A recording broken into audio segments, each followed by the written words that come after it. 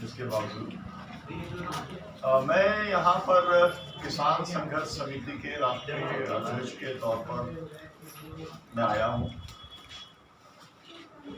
मेरे साथ में डॉक्टर ए.के. खान है, किसान संघर्ष समिति के उपाध्यक्ष हैं, इन्हीं से वो आए हैं।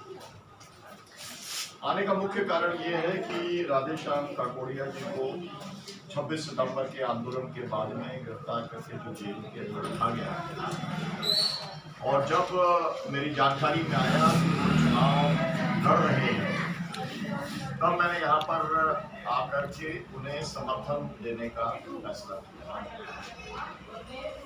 उसके बारे में मैं अपनी बात रखूँगा क्योंकि पहले भी मुझे अनुभव है। जॉर्ज फर्नांडिस जेल से चुनाव लड़े थे 1977 के अंदर, मुजफ्फरपुर की जनता ने उन्हें लड़ाया। फिर किशोर समरीते चुनाव रांची से लड़े थे, उनको मैंने चुनाव लड़ाया था। और उसके बाद में असम से, शिवसागर से अखिल गोगोई लड़े थे, जिनमें यूएपीए लगाया हुआ था, उन्हें भी मैंने चुनाव लड़ाया। हम लोग जो नारा लगाते हैं लो जोन के में संघर्ष हमारा नारा है।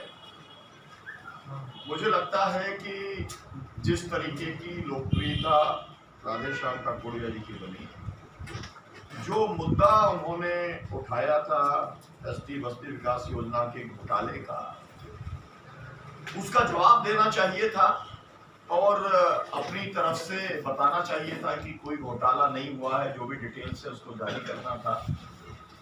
उसकी जगह पर अगर आप दमन करते हैं तो इसका मतलब साफ है कि आपके पास में कुछ ना कुछ आप छुपा रहे हैं, आप बतलाना नहीं चाहते।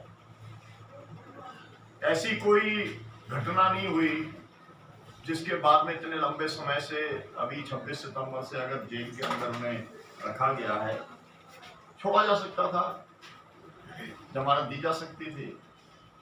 विशेष तौर पर मेरी जानकारी में आया कि जब वो चुनाव लड़ने का उन्होंने तय किया तो जो जेलर हैं उन्होंने मतलब फॉर्मेट, जो फॉर्म भरने के अंदर बहुत सारी उन्होंने परेशानियां पैदा की।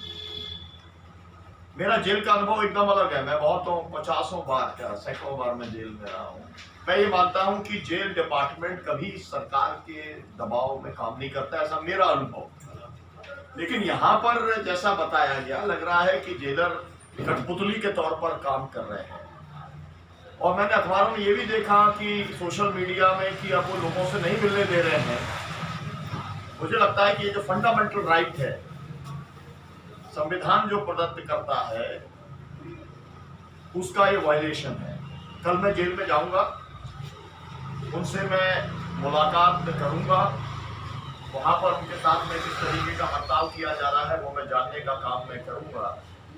और कल एक सभा भी मानपुर के अंदर 12 बजे हम सभा एक संबोधित करेंगे और वहां पर लोगों को विस्तार से कहने का काम करेंगे कि जेल से डरने की जरूरत नहीं है। आज़ादी के आंदोलन में बहुत बड़ी संख्या में लोग जेल गए और देश को आज़ाद कराने का काम उन्होंने किया।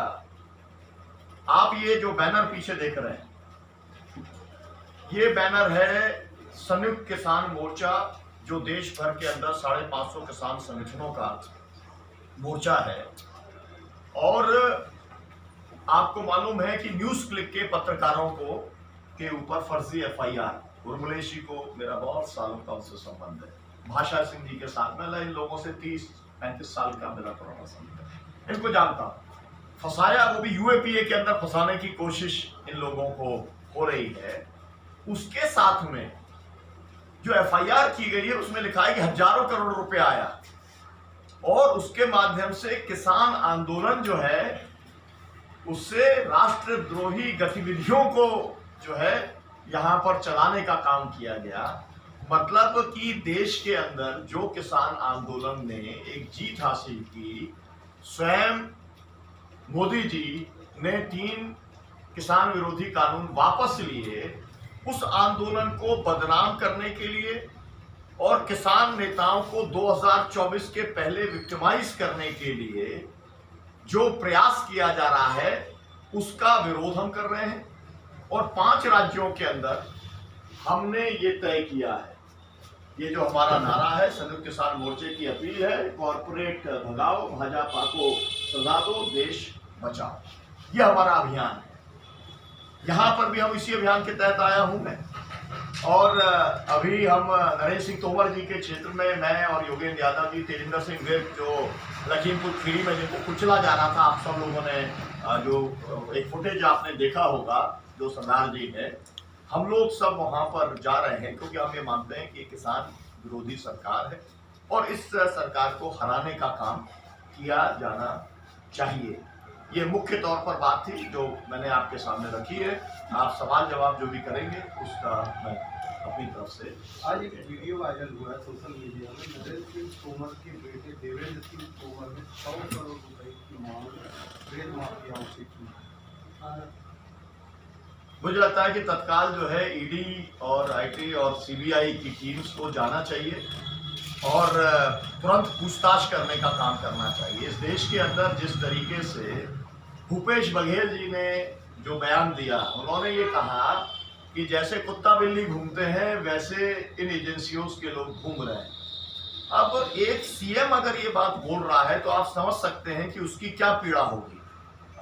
मेरी चिंता ये नहीं है कि सीएम क्या बोल रहा है, मेरी चिंता ये है कि हमारी देश की जो सबसे प्रीमियर इन्वेस्टिगेटिव एजेंसीज हैं, उनकी अगर इतनी हालत खराब हो जाएगी, मतलब लोगों का नजरिया अगर उसके प्रति ये हो जाएगा, तो फिर ये बहुत ज्यादा दुखद है।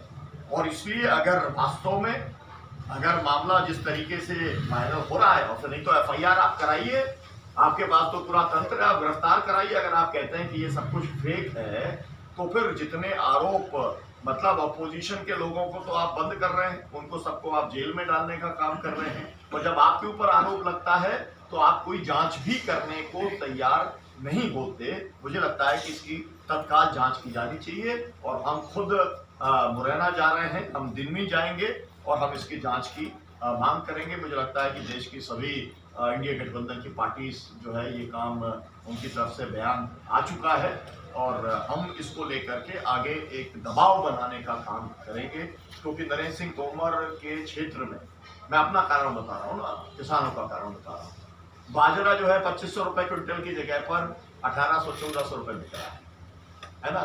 मैं सोयाबीन के क्षेत्र से आता हूँ, आज से 7 साल पहले 5500 रुपए क्विंटल का सोयाबीन बिका था और आज की तारीख में वो मेरे यहाँ पर मुल्ताई में 4100-4200 का आज बिक रहा है। महंगाई दुगनी हो गई और समर्थन मूल्य दुगना होने की बजाय अगर यही हालत रही, समर्थन मूल्य घट गया, तो फिर किसान की आमदनी तो मुझे ऐसा लगता है कि हमको, जो मैं अपील करने के लिए यहाँ पर आया हूँ कि जो सरकार है ये किसान विरोधी सरकार है।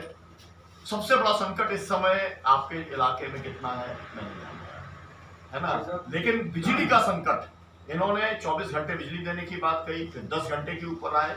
अभी आप अगर कहीं भी पता करेंगे 6 से 8 घंटे बिजली मिल रही है पूरे मध्य प्रदेश के अंदर, जबकि एक तरीके से हमारा सरप्लस स्टेट है, मतलब इतने सारे एमओयू इन्होंने किए हुए जो कि एडिशनल है, अतिरिक्त है। जी बताइए। भाजपा को सजा दो करने